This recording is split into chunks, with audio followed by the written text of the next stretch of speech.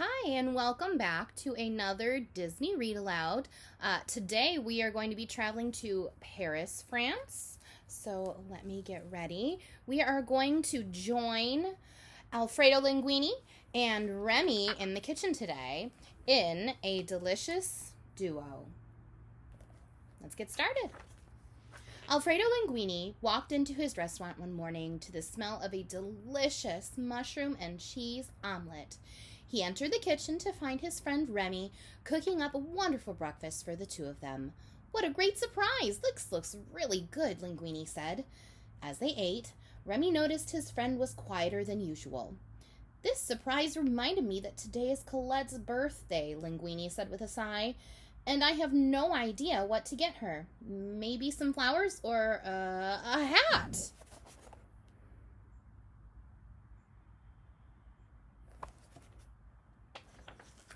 Remy thought they could make Colette a nice meal for her birthday, so he picked up his favorite cookbook. "Hey," Linguini said, seeing the book, "this gives me an idea. I can cook her something. I bet she'll love that." Remy sighed with relief, glad Linguini had figured out the same perfect birthday plan.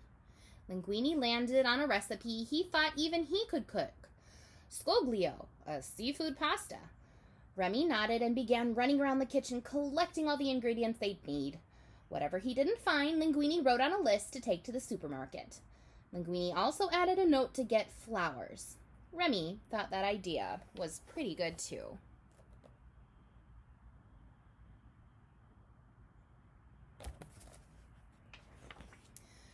Once Linguini had the final list, he headed for the door.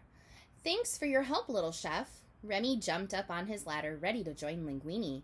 "I really appreciate all your help," Linguini said, "but since this is a special gift from me to Colette, I think I want to do this on my own."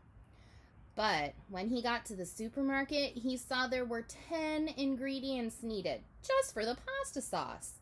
Linguini headed down the closest aisle and saw pre-made jars of pasta sauce. He knew Remy would never approve, but with such little time, he decided to grab the sauce and move on. Next on the list were some vegetables. The cookbook instructions had listed detailed steps for chopping and dicing and spiralizing. He was so happy to find a freezer full of pre-cut veggies.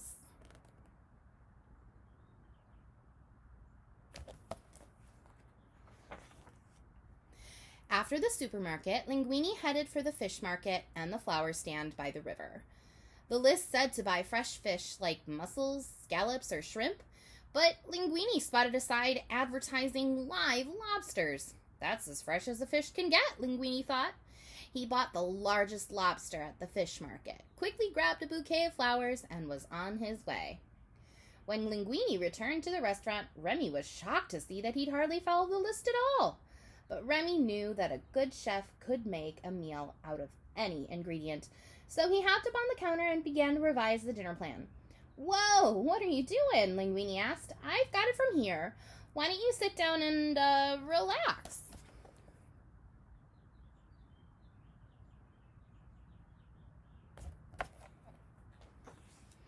Half an hour into cooking, Linguini was a little surprised everything was going so smoothly, until he turned around to see Remy tasting the sauce. "Little chef," Linguini exclaimed, "I know you're just trying to help, but I really want to do this by myself. I just want to try."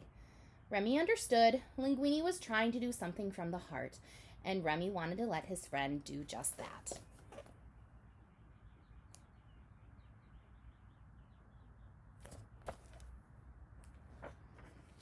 With Remy gone, Linguini tried his best to pay extra close attention to what he was doing, but things quickly fell apart. Just when Linguini thought things couldn't get any worse, the sauce exploded all over the kitchen. Linguini sank to the floor and called for his friend. "Little chef?" Remy ran into the kitchen and sat down next to Linguini. "I'm sorry, pal," Linguini said. "I wanted this gift to be from me to her, but I think we'll create something even more special together. Would you help me finish cooking? Colette deserves a great meal on her birthday, and I know with your help, we can make one."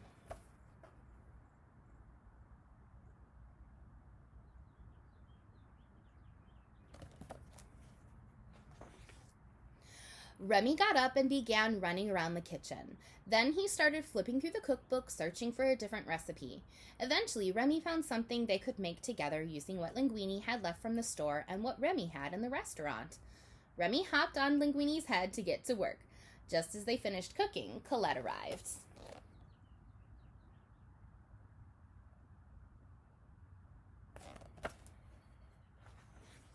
Linguini led her to a table. "Linguini by Linguini, and little chef," he announced. "This food smells amazing," she exclaimed, smiling. "How'd you know this was my favorite pasta? And flowers, too?" Linguini and Remy shared a knowing look. "I had a bit of help," Linguini chuckled. "Happy birthday, Colette."